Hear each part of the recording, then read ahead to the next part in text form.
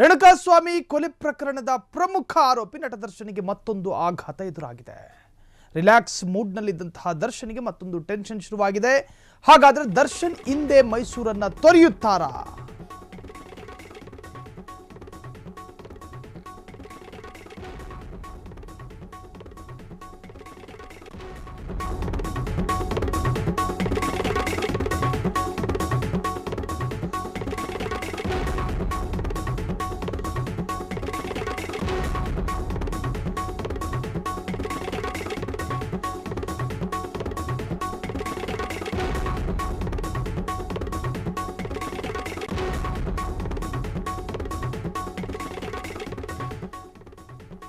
ರೇಣುಕಾಸ್ವಾಮಿ ಕೊಲೆ ಪ್ರಕರಣದ ಪ್ರಮುಖ ಆರೋಪಿ ನಟ ದರ್ಶನ್ ಮಧ್ಯಂತರ ಜಾಮೀನು ಪಡೆದುಕೊಂಡಿದ್ರು. ಅದಾದ ನಂತರ ರೆಗ್ಯುಲರ್ ಬೇಲಿಗೆ ಅರ್ಜಿ ಸಲ್ಲಿಸಲಾಯಿತು. ರೆಗ್ಯುಲರ್ ಬೇಲ್ ಮುಖಾಂತರವಾಗಿ ಬಿಜಿಎಸ್ ಆಸ್ಪತ್ರೆಯ ಬೆಡ್ ಮೇಲೆ ಒಂದಷ್ಟು ರೆಸ್ಟ್ ಮಾಡಿ ಇದೀಗ ಮೈಸೂರಿನ ಫಾರ್ಮ್ ಹೌಸ್ ಸೇರಿಕೊಂಡಿದ್ದಾರೆ.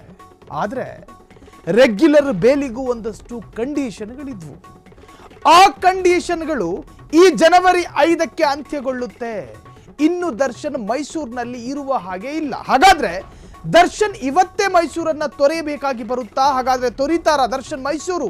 2 ವಾರಗಳ ಪರ್ಮಿಷನ್ ನೀಡಿದಂತಹ ಕೋರ್ಟ್ ಸಂಜೆಯ ವೇಳೆ ಬೆಂಗಳೂರಿಗೆ ವಾಪಸ್ ಆಗಲೇಬೇಕು. ಬೇರೆ ಬೇರೆ ಕಾರಣ ಹೇಳ್ಕೊಂಡು ನಾನು ಫಾರ್ಮ್ ಹೌಸಲ್ಲಿ ಕೂತ್ಕತ್ತೀನಿ ಅಂದ್ರೆ ಮತ್ತೊಂದು ನೋಟಿಸ್ ಬರುತ್ತೆ. ಇಂದಿಗೆ ಕೋರ್ಟ್ ನೀಡಿದ್ದ ಗಡುವು ಮುಕ್ತಾಯಗೊಂಡಿದೆ. ಮೈಸೂರಲ್ಲೇ ಇನ್ನು ಕೆಲ ದಿನಗಳ ಕಾಲ ಇರೋದಕ್ಕೆ ನಿರ್ಧಾರ ಮಾಡಿಕೊಂಡಿದ್ರಂತೆ. ಮತ್ತೆ ಕೋರ್ಟ್ಗೆ ಅರ್ಜಿ ಸಲ್ಲಿಸಲು ದರ್ಶನ್ ನಿರ್ಧಾರ ಮಾಡಿದ್ದಾರೆ. ನಾಳೆ ಕೋರ್ಟ್ಗೆ ಅರ್ಜಿ ಸಲ್ಲಿಸೋ ಸಾಧ್ಯತೆಗಳು ಕೂಡ ವ್ಯಕ್ತವಾಗಿದೆ. ಒಂದು ವೇಳೆ ಕೋರ್ಟ್ ಅವಕಾಶ ಕೊಟ್ಟರೆ ಮತ್ತೆ ಮೈಸೂರಲ್ಲೇ ಇರಬಹುದು. ನಾಳೆ ಅರ್ಜಿಯಲ್ಲಿ ಪ್ರಮುಖ ಅಂಶಗಳನ್ನು ಉಲ್ಲೇಖಿಸಲಿದ್ದಾರೆ. ತಾಯಿ ಆರೋಗ್ಯ ಸರಿಯಿಲ್ಲ, ಆರೈಕೆ ಮಾಡಬೇಕು, ಹಾಗಾಗಿ ನಾನು ಉಳಿದುಕೊಳ್ಳುವಂತಹ ಅವಶ್ಯಕತೆ ಇದೆ. ಘನ ನ್ಯಾಯಾಲಯವು ಅದಕ್ಕೆ ಅವಕಾಶ ಮಾಡಿಕೊಡಬೇಕು ಅಂತ ಹೇಳಿ ಅರ್ಜಿ ಸಲ್ಲಿಸೋ ಸಾಧ್ಯತೆಗಳಿದ್ದಾವೆ. ಇನ್ನು ಬೆನ್ನು ನೋವಿದೆ, ಫಿಸಿಯೋಥೆರಪಿ ಮಾಡಿಸಿಕೊಳ್ಬೇಕು ಅನ್ನುವಂಥ ಕಾರಣವನ್ನು ಕೂಡ ಮುಂದಿಡೋ ಸಾಧ್ಯತೆಗಳು ಕೂಡ ವ್ಯಕ್ತವಾಗಿದೆ. ಮೈಸೂರಿನಲ್ಲಿರುವಂತಹ ಕುಟುಂಬ ವೈದ್ಯರಿಂದ ಸಲಹೆಯನ್ನು ಪಡ್ಕೊಂಡಿದ್ದಾರೆ. ಹಾಗಾದರೆ ಸಂಕ್ರಾಂತಿ ವೇಳೆಗೆ ದರ್ಶನ್ಗೆ ಸರ್ಜರಿ ಅನ್ನುವಂತಹದ್ದು ಫಿಕ್ಸ್ ಆಗುತ್ತಾ? ಡಾಕ್ಟರ್ಗಳು ದರ್ಶನ್ ಬೆನ್ನಿಗೆ ಕತ್ತರಿ ಹಾಕುವಂತಹದ್ದು ಫಿಕ್ಸ್. ಹಾಗಾದರೆ ಮೈಸೂರಿನ ಖಾಸಗಿ ಆಸ್ಪತ್ರೆಯಲ್ಲಿ ಆಪರೇಷನ್ಗೆ ಸಿದ್ಧತೆ. ಫಿಸಿಯೋಥೆರಪಿ ಮಾಡಿಸಿಕೊಂಡ್ರು ನೋ ಯೂಸ್. ಬಿಜಿಎಸ್ನಲ್ಲಿ 1.5 ತಿಂಗಳು ಫಿಸಿಯೋಥೆರಪಿ ಮಾಡ್ಕೊಂಡ್ರು. ಆದರೆ ಅದರಲ್ಲಿ ಯಾವುದೇ ತರಹದ ರಿಲ್ಯಾಕ್ಸ್ ಇಲ್ಲ. ವೈದ್ಯರ ಸೂಚನೆ ಮೇರೆಗೆ ದರ್ಶನ್ಗೆ ಸರ್ಜರಿ ಆಗುತ್ತಾ ಎನ್ನುವಂತಹದ್ದು ಕೂಡ ಈಗ ಚರ್ಚೆ ಆಗ್ತಾ ಇದೆ. ಸರ್ಜರಿ ಮಾಡಿಸಿಕೊಂಡು ಬ್ಯುಸಿಯಾಗಲು ತಯಾರಿಯನ್ನು ಮಾಡಿಕೊಳ್ತಾ ಇದ್ದಾರೆ. ಒಂದು ಕಡೆ ಸಿನಿಮಾ ಇದೆ, ಮತ್ತೊಂದು ಕಡೆ ವೈಯಕ್ತಿಕ ಜೀವನ. ಈ ಎರಡಕ್ಕೂ ಅಡ್ಡಗಾಲಾಗಿರುವಂತಹದ್ದು ಬೆನ್ನು ನೋವು. ಪರಪ್ಪನ ಅಗ್ರಹಾರದಲ್ಲೂ ಬೆನ್ನು ನೋವು ಕಾಣಿಸಿಕೊಂಡಿತ್ತು. ಅದಾದ ನಂತರ ಬಳ್ಳಾರಿ ಕಾರಾಗೃಹದಲ್ಲೂ ಕೂಡ ಬೆನ್ನು ನೋವು ಉಲ್ಬಣಗೊಳ್ತು. ಅದೇ ಕಾರಣ ಇಟ್ಕೊಂಡು ಅವರಲ್ಲಿಂದ ಮಧ್ಯಂತರ ಜಾಮೀನು ಪಡ್ಕೊಂಡು ಹೊರ ಬಂದಿದ್ರು.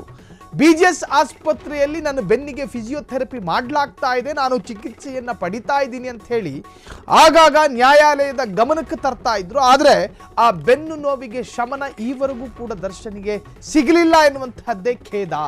ಸರ್ಜರಿ ಮಾಡಿಸಿಕೊಂಡು ಬ್ಯುಸಿ ಆಗೋದಕ್ಕೆ ತಯಾರಿಲಿ. ಬ್ಯುಸಿ ಅಂತ ಹೇಳಿದ್ರೆ ದರ್ಶನ್ ಕೈಯಲ್ಲಿ 1-2 ಸಿನಿಮಾಗಳಿರುವಂತಹದ್ದಲ್ಲ, ಸಾಕಷ್ಟು ಸಿನಿಮಾಗಳಿದೆ ಆ ಕೈಯಲ್ಲಿ.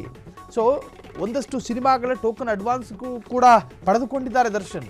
ಡೆವಿಲ್ ಸಿನಿಮಾ ಅರ್ಧ ಪ್ರಮಾಣದ ಚಿತ್ರೀಕರಣ ಮುಗಿದಿದೆ, ಇನ್ನೊಂದಷ್ಟು ಚಿತ್ರೀಕರಣ ಬಾಕಿ ಇದೆ. ಅದನ್ನು ಮುಂದುವರಿಸ್ತಾರಾ ಎನ್ನುವಂತಹದ್ದು ಕೂಡ ಚರ್ಚೆಗಳು ಶುರುವಾಗಿರುವಂತಹದ್ದು. ಇನ್ನು ಸಿನಿಮಾದ ನಿರ್ದೇಶಕರು, ನಿರ್ಮಾಪಕರು ದಾರಿಗೆ ಬಂದ್ಬಿಡ್ತಾರೆ. ಒಬ್ಬ ನಟ ಕಾನೂನು ಕಂಟಕದಲ್ಲಿ ಜೈಲು ಸೇರಿದರೆ ಅಥವಾ ಬೇರೆ ಬೇರೆ ಸಂಕಷ್ಟಗಳನ್ನು ಎದುರಿಸಿದರೆ ಆ ಸಿನಿಮಾವನ್ನು ಕೈ ಬಿಡೋದಕ್ಕೆ ಸಾಧ್ಯ ಆಗೋದಿಲ್ಲ. ಆ ಸಿನಿಮಾವನ್ನು ನಂಬಿಕೊಂಡಂತಹ 600ಕ್ಕೂ ಹೆಚ್ಚು ಕಲಾವಿದರು ಇರ್ತಾರೆ. ಅದರಲ್ಲಿ ಜೂನಿಯರ್ ಆರ್ಟಿಸ್ಟ್ ಇರ್ತಾರೆ, ಸೀನಿಯರ್ ಆರ್ಟಿಸ್ಟ್ಗಳು ಇರ್ತಾರೆ, ನಿರ್ಮಾಪಕರು, ನಿರ್ದೇಶಕರು, ಹೀಗೆ ಸಾಕಷ್ಟು ತಂಡವೇ ಇರುತ್ತೆ. ಇಲ್ಲಿ ದರ್ಶನ್ ಪೆಟ್ಟು ತಿಂದರೆ ಅದು ದರ್ಶನ್ ಹೊಟ್ಟೆಗೆ ಮಾತ್ರ ಪೆಟ್ಟಲ್ಲ, ಆ ಸಿನಿಮಾಗೆ ಸಂಬಂಧಪಟ್ಟಂಥ ಅಷ್ಟು ಕಲಾವಿದರಿಗೂ ಕೂಡ ಬೀಳಬಹುದಾದಂತಹ ಕೊಡ್ಲಿಯ ಪೆಟ್ಟದು.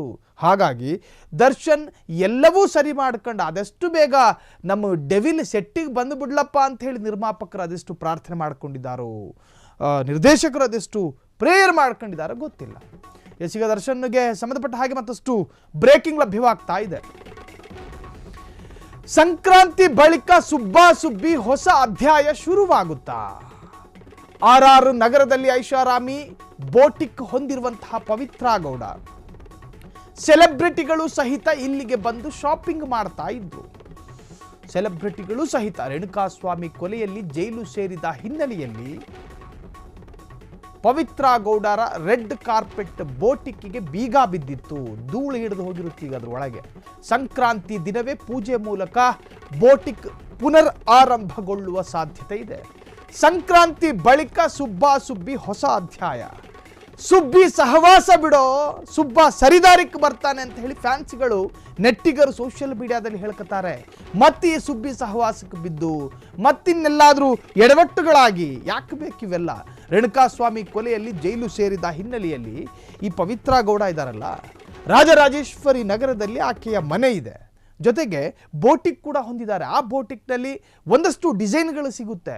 ಸಿನಿಮಾ ನಟ ನಟಿಯರು ಕೂಡ ಆ ಒಂದು ಬೋಟಿಕ್ಕಿಗೆ ಬಂದು ಪರ್ಚೇಸ್ ಮಾಡುವಂತಹ ಪದ್ಧತಿಗಳಿತ್ತು. ಆದರೆ ಆ ಬಿಸ್ನೆಸ್ ಎಷ್ಟರ ಮಟ್ಟಿಗೆ ಈಗ ನಿಂತು ಹೋಗಿದೆ, ಎಷ್ಟರ ಮಟ್ಟಿಗೆ ಆದಾಯ ಬರ್ತಾ ಇದೆ ಎನ್ನುವಂತಹದ್ರ ಬಗ್ಗೆ ನಿಖರ ಮಾಹಿತಿಗಳು ಇಲ್ಲ. ಆದರೂ ಕೂಡ ಈ ಸುಬ್ಬಿ ಈಗ ಮತ್ತೆ ಶುರು ಮಾಡ್ಕೊಳ್ಳೋದಕ್ಕೆ ಸಂಕ್ರಾಂತಿ ಹಬ್ಬದ ದಿನನೇ ಮುಹೂರ್ತ ಇಟ್ಕೊಂಡಿದ್ದಾರಂತೆ. ಒಳಗೆ ಧೂಳು ಹಿಡಿದು ಕೂತಿರುವಂತಹ ಎಲ್ಲ ಬೋಟಿಕ್ನ ಒಳಗಿರುವಂತಹದನ್ನೆಲ್ಲ ಒಂದರ್ಥದಲ್ಲಿ ಸರಿ ಮಾಡ್ಕೊಂಡು ಈಗ ಮತ್ತೆ ಪುನರ್ ಆರಂಭಕ್ಕೂ ಕೂಡ ಮುಂದಾಗಿದ್ದಾರೆ. ಹಾಗಾದರೆ ಆ ಸಂದರ್ಭ ಸುಬ್ಬಾ ಸುಬ್ಬಿ ಒಂದಾಗ್ತಾರಾ ಎನ್ನುವಂತಹದ್ದು ಚರ್ಚೆ ಆಗ್ತಾ ಇದೆ. ಒಂದು ಕಡೆ ಫ್ಯಾನ್ಸ್ಗಳು ಯಾವುದೇ ಕಾರಣಕ್ಕೂ ಸುಬ್ಬಿ ಸಹವಾಸವೇ ಬೇಡ ಅನ್ನುವಂತಹ ಇರಾದೆಯಲ್ಲಿದ್ದಾರೆ. ಹಾಗಾದರೆ ದರ್ಶನ್ ಅಭಿಮಾನಿಗಳಿಗೆ ಗುಡ್ ನ್ಯೂಸ್. ಅಭಿಮಾನಿಗಳೇ, ನಿಮಗೊಂದು ಶುಭ ಸುದ್ದಿ ಕಾದಿದೆ. ಮಾರ್ಚ್ನಿಂದ ಡೆವಿಲ್ ಶೂಟಿಂಗ್ನಲ್ಲಿ ದರ್ಶನ್ ಭಾಗಿಯಾಗಲಿದ್ದಾರೆ ಎನ್ನುವಂತಹ ಮಾಹಿತಿ. ಆದಷ್ಟು ಬೇಗ ಚಿತ್ರವನ್ನು ಮುಗಿಸಲು ಮುಂದಾಗಿರುವಂತಹ ದಚ್ಚು. ದರ್ಶನ್ ಡೆವಿಲ್ ಸಿನಿಮಾದ ನಾಯಕ ನಟ. ಹೊಸ ವರ್ಷದ ದಿನ ಡೆವಿಲ್ಗೆ ಡಿ ಬಾಸ್ ವಾಯ್ಸ್ ಡಬ್ ಮಾಡಿ ಕೊಡಲಿದ್ದಾರೆ. ಆಲ್ಮೋಸ್ಟ್ ಅದರ ಚಿತ್ರೀಕರಣ ಮುಗಿದು ಹೋಗಿದೆ. ಹುಟ್ಟುಹಬ್ಬದಂದು ಮತ್ತೊಂದು ಚಿತ್ರ ಪ್ರಾರಂಭಿಸಲಿರುವಂತಹ ದರ್ಶನ್ ವರ್ಷಾಂತ್ಯಕ್ಕೆ ಡೆವಿಲ್ ಶೂಟಿಂಗ್ ಮುಗಿಸಿ ರಿಲೀಸ್. ಇನ್ನೂ ಕೂಡ ರೇಣುಕಾಸ್ವಾಮಿ ಕೊಲೆ ಪ್ರಕರಣದ ತೀರ್ಪು ಬಂದಿಲ್ಲ. ದರ್ಶನ್ ಡೆವಿಲ್ ಸಿನಿಮಾದಲ್ಲಿ ಮುಂದುವರಿಸ್ತಾರಾ, ತಮ್ಮ ಹುಟ್ಟುಹಬ್ಬದ ದಿನ ಮತ್ತೊಂದು ಸಿನಿಮಾಗೆ ಸೈನ್ ಹಾಕ್ತಾರಾ, ಇವೆಲ್ಲವೂ ಚರ್ಚೆ ಬೇರೆ. ಆದರೆ ಇನ್ನೂ ಕೂಡ ರೇಣುಕಾಸ್ವಾಮಿ ಮನೆಯಲ್ಲಿ ದೀಪ ಆರೋಗಿದೆ. ರೇಣುಕಾಸ್ವಾಮಿಯ ತಾಯಿ ಮುಖಪೂರ್ತಿ ನಗದೆ 6 ತಿಂಗಳು ಕಳೀತು. ರೇಣುಕಾಸ್ವಾಮಿಯ ತಂದೆ ಸಹಜವಾಗಿ ಕಣ್ಣು ಬಿಡದೆ ಸಾಕಷ್ಟು ದಿನಗಳಾಯಿತು. ಆ ತಂದೆಯ ಗದ್ಗದಿತ ಧ್ವನಿ ಇನ್ನೂ ಕೂಡ ಹಾಗೆ ಕೇಳಿಸ್ತಾ ಇದೆ. ತಂದೆಯನ್ನೇ ನೋಡದಂತಹ ರೇಣುಕಾಸ್ವಾಮಿಯ ಮಗುವಿನ ಏನು ನಿಶಬ್ದವಾದಂತಹ ಆಕ್ರಂದನ, ರೇಣುಕಾಸ್ವಾಮಿಯ ಹೆಂಡತಿಯ ಆ ಒಂದು ಸಂಕಟ, ಇವೆಲ್ಲದರ ನಡುವೆ ಈ ರೇಣುಕಾಸ್ವಾಮಿ ಕೊಲೆ ಪ್ರಕರಣದ ಪ್ರಮುಖ ಆರೋಪಿಗಳ ಪೈಕಿ ಎಲ್ಲರೂ ಕೂಡ ಹೊರಗಡೆ ಆರಾಮಾಗಿದ್ದಾರೆ, ನಗನಗ್ತಾ ಇದ್ದಾರೆ. ಸೊ ಒಟ್ಟಾರೆ ಈಗ ಮತ್ತೆ ಡೆವಿಲ್ ಸಿನಿಮಾ ಶುರು ಮಾಡ್ತಾರಂತೆ. ಹುಟ್ಟುಹಬ್ಬದ ದಿವಸ ಮತ್ತೊಂದು ಸಿನಿಮಾದ ಸಿಹಿ ಸುದ್ದಿಯನ್ನು ಕೂಡ ಕೊಡಲಿದ್ದಾರೆ ಎನ್ನುವಂತಹದ್ದು ಕೂಡ ಈಗ ಚರ್ಚೆಗಳು ಶುರುವಾಗಿರುವಂತಹದ್ದು. ಒಟ್ಟಾರೆ ಮಾರ್ಚ್ನಿಂದ ಡೆವಿಲ್ ಶೂಟಿಂಗ್ನಲ್ಲಿ ದರ್ಶನ್ ಭಾಗಿಯಾಗಲಿದ್ದಾರೆ. ಆದಷ್ಟು ಬೇಗ ಚಿತ್ರವನ್ನು ಮುಗಿಸಿ ಹುಟ್ಟುಹಬ್ಬದ ದಿನ ಮತ್ತೊಂದು ಚಿತ್ರದ ಹೊಸ ಚಿತ್ರಕ್ಕೂ ಕೂಡ ಸಹಿ ಹಾಕಲಿದ್ದಾರೆ ಎನ್ನುವಂಥ ಮಾಹಿತಿ ಕೂಡ ಲಭ್ಯವಾಗ್ತಾ ಇದೆ.